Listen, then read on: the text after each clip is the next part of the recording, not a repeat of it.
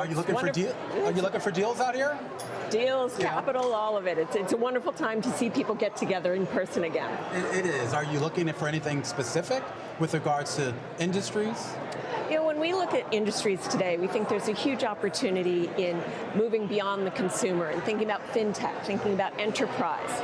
We're really thinking quite a bit as well about healthcare and everything we've learned during the pandemic, but even before it, as to how technology could help advance how we treat society. Are there any types of business models that you've thought that's really disruptive? I know you haven't made your first investment yet. You're only been there since July. We'll give you some time.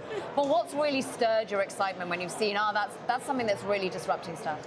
Well, we have such a deep investment team. I've actually been on a number of investment committees where we've made investments since I arrived a couple of months ago. And I would say what's really fascinating among some of the most disruptive companies is their starting point. That's why we're interested in places like Indonesia, India, and Southeast Asia, and China, because they start from a different place. Take fintech. Here, we're trying to innovate with banks on every corner. If you're in India, there are no banks. In 2010, only 5% of people had a mobile phone. Today, 500 million do, and they're the top 3 users of their phones. So you could start your bank right on a phone. And so as people innovate, some of the best ideas are coming from overseas and immigrating here to the US. Talk about a little bit more of that innovation in fintech, particularly overseas, because I mean, you make a great point. I mean, there's no point in going into some of those markets and trying to open up a branch network, right? You're going to do it through technology. But I wonder why we haven't seen the big money center banks be more nimble in moving into this space and instead allowing these entrepreneurs to basically fill in the blanks. Look, I think it's very difficult for every kind of company, not just finance, to innovate from within. I think what's interesting for us, and one of the hallmarks for B Capital, is we partnered with BCG, because BCG, as a consultant to some of the largest multinationals in the world, can partner those big companies that are looking for innovation they can't quite access within their internal networks and what they've tried to create in their own businesses, and match them up with companies that we've found that are innovating and potentially set to disrupt them, and partner them up. Help them find the disruptors that could put them out of business and instead get them into business. What about the regulatory landscape when you're looking at these? So you say you like China, for example, assessing investments there. Scott Minerd of Guggenheim earlier saying to us, uninvestable. What are you seeing that makes China and Chinese startups investable? What's interesting about China is people have said uninvestable on a cyclical basis for the last 20 years. When we look at China, we're not focused on the consumer. We realize that data and the privacy issues involved in consumer data and population data is actually an issue in every single country in the world. It's not just China. GDPR in Europe, what you see going on here about data privacy in the US.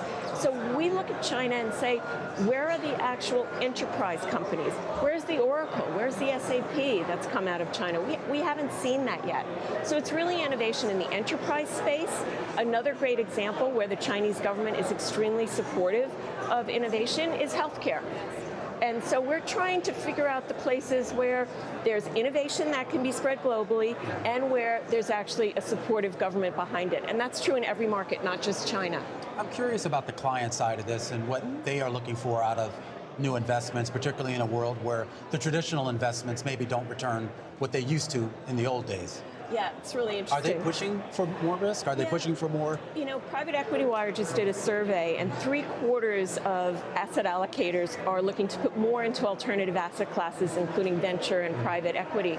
And it really is a search for return, but I think it's also a recognition that the cycle of innovation is what's been creating value. If you look, for example, at the top 10 stocks in the indices in Europe in 2000, they were all banks, oils, and telecoms. In fact, mostly oils and telecoms, one bank, HSBC. Today, none of them are. They're all enterprise and healthcare, with very little in between, and consumer. And so when you think about a digitizing economy, investors are coming to us and saying, what's next? We see that consumer was digitized. That was almost the low-hanging fruit now in retrospect. Still a lot to do, especially globally in the consumer space.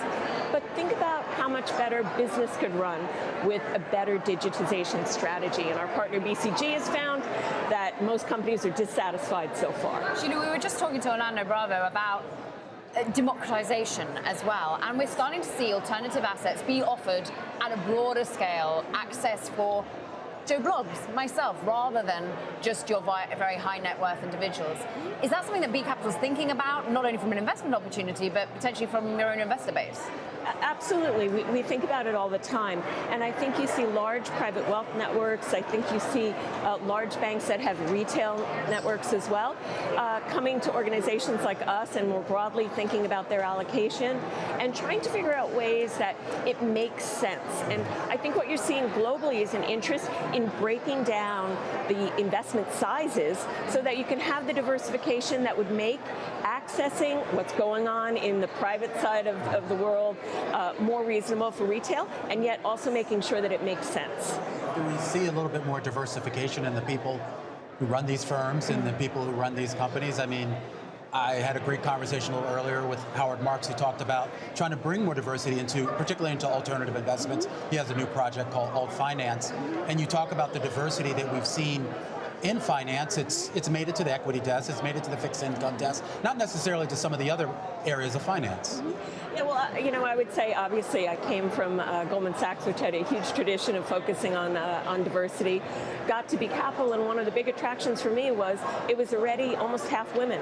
It was already a third of the partners and the leaders were women. So as I look at that and then think about other areas of diversity, think about people of color, think about inclusion, I think it's a huge issue. And it's not just because we want to do things that are good in any of these areas.